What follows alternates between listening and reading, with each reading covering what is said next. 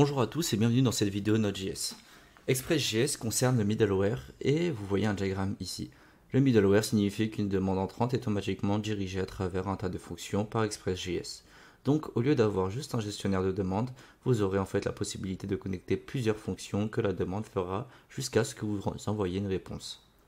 Cela vous permet de diviser votre code en plusieurs blocs ou morceaux au lieu d'avoir une énorme fonction qui fait tout.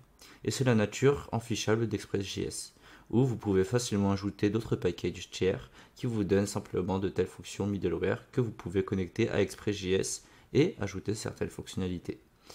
Il s'agit donc d'un concept de base d'Express.js. Nous pouvons l'utiliser en allant ici après avoir créé l'objet app, puis nous pouvons utiliser l'application et mettre une méthode définie par le framework. L'utilisation nous permet d'ajouter une nouvelle fonction middleware. Maintenant, la méthode d'utilisation est assez flexible. Elle accepte ici un tableau de soi-disant gestionnaire de requêtes et elle a aussi d'autres cas d'utilisation. Maintenant, un moyen simple de l'utiliser est que vous lui passez simplement une fonction. Et cette fonction que vous passez à l'application sera exécutée pour chaque demande entrante et cette fonction recevra 3 arguments. La demande est l'objet de réponse comme vous le savez déjà essentiellement avec quelques astuces supplémentaires et un troisième argument qui est le prochain argument. Vous pouvez maintenant renommer n'importe lequel de ces arguments. Mais que font-ils ? La demande et la réponse que je viens de mentionner sont essentiellement ce que vous savez avec quelques fonctionnalités supplémentaires. Le suivant est en fait une fonction qui sera transmise à cette fonction par Express.js et cela peut être déroutant car vous passez une fonction comme argument à la méthode use. Et cette fonction que vous passez reçoit encore une autre fonction ici sur l'argument suivant. Et cet argument suivant, fondamentalement, cette fonction que vous recevez ici doit être exécutée pour permettre à la demande de passer au middleware suivant. Maintenant, laissez-moi vous montrer ce que je veux dire.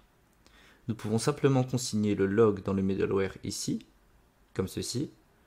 Maintenant, depuis que j'ai NodeMon, cela redémarre automatiquement le serveur. Et allons maintenant dans le navigateur et recharger localhost 3000. Maintenant, en fait, cela continuera de tourner. Vous voyez, donc nous n'obtenons pas de réponse.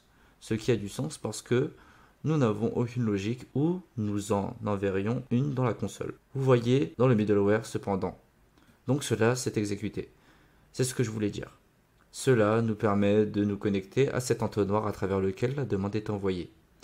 Si je le copie et j'ajoute une autre déclaration d'utilisation ici, dans un autre middleware, et je l'enregistre et le laisse redémarrer par conséquent, et je recharge maintenant cette page ici sur localhost 3000, puis je vois à nouveau le middleware ici.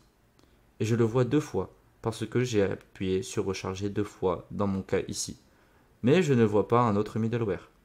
Maintenant, la raison en est que nous devons mettre next ici pour permettre à la demande de passer au prochain middleware en ligne. Donc il va essentiellement de haut en bas, à travers ce fichier, vous pourriez dire à travers toutes les fonctions middleware, mais seulement si nous mettons next. Donc si nous ne mettons pas next, nous devrions en fait renvoyer une réponse, car sinon la demande ne peut pas continuer son chemin.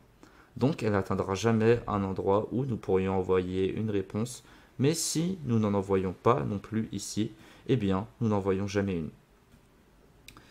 Alors maintenant, avec ce prochain appel ajouté, nous en faisons réellement ce middleware et nous devrions donc voir ce journal de la console. Et ici, nous pourrions même envoyer une réponse. Nous le ferons dans une prochaine étape car l'envoi de réponse est également un peu changé. Alors redémarrez le serveur, rechargez cette page, et maintenant, vous voyez dans le middleware et dans un autre middleware grâce à la prochaine. Cela permet donc à la demande de continuer vers le middleware suivant. C'est donc un concept crucial. Ces idées de middleware, et vous pouvez utiliser n'importe quelle fonction qui a ce format, de sorte que reçoit la demande, la réponse et next. Et vous devez mettre next si vous souhaitez autoriser la requête à passer à la fonction suivante. Vous devez envoyer une réponse si vous avez d'autres plans. Nous allons donc envoyer une réponse dans ce middleware dans la prochaine vidéo.